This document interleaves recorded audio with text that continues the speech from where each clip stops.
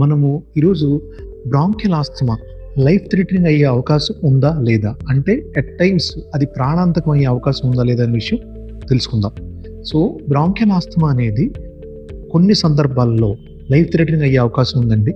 అది ఒక్కొక్కసారి మనకి ఆస్తమా అక్యూట్ ఎగ్జర్బేషన్ కనుక వస్తే మనకు హాస్పిటల్కి వెళ్ళే టైం కూడా ఉండకపోవచ్చు. ఎప్పుడు ఏ కండిషన్స్లో ఇది ఇలా అయ్యే అవకాశం ఉంది? రెండు సినారియోస్ అండి.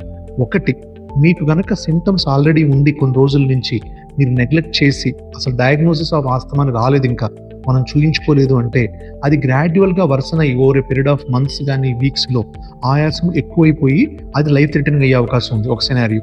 సెకండ్ సినారియో, ఎవరైతే మీకు ఆల్రెడీ ఆస్తమా ఉంది, మీకు కొన్ని రోజులు మెడిసిన్స్ వాడారు, తర్వాత తగ్గిపోయిందని డిస్కంటిన్యూ చేశారు, మళ్ళీ సిమ్టమ్స్ వచ్చాయి, కానీ రెగ్యులర్గా ఏదో ఒక మెడికేషన్స్ వేసి టైంపాస్ చేస్తున్నారు, అలాంటి సినారియోలో కూడా మీకు సడన్గా ఆయాసం ఎక్కువై లైఫ్ థ్రెటనింగ్ అయ్యే అవకాశం ఉంటుంది. ఈ రెండు సినారియోస్లో మీకు బ్రాంకియల్ ఆస్తమా ఉన్నా లేదా బ్రాంకియల్ ఆస్తమా సిమ్టమ్స్ ఉండి మీరు దాన్ని ఐడెంటిఫై చేయలేకపోయినా ఈ రెండు కారణాల వల్ల లైఫ్ థ్రెటనింగ్ అయ్యే అవకాశం ఉంటుంది. సో ఇలాంటి టైంలో లైఫ్ థ్రెటనింగ్ సిచ్యువేషన్, బాగా ఆయాసం పెరిగిపోయింది, అప్పుడు ఏం చేయాలి అంటే, ఎప్పుడైతే ఇలాంటి సిచ్యువేషన్ వస్తుందో దగ్గరలో నెబులైజర్ కానీ ఇన్హేలర్ కానీ ఏదైనా యాక్సెసిబుల్ ఉంటే ఇమీడియట్గా తీసుకోవాలి. ఇన్హేలర్ ఉంటే 2 puffs or 3 puffs of inhaler ఇమీడియట్గా తీసుకోవాలి.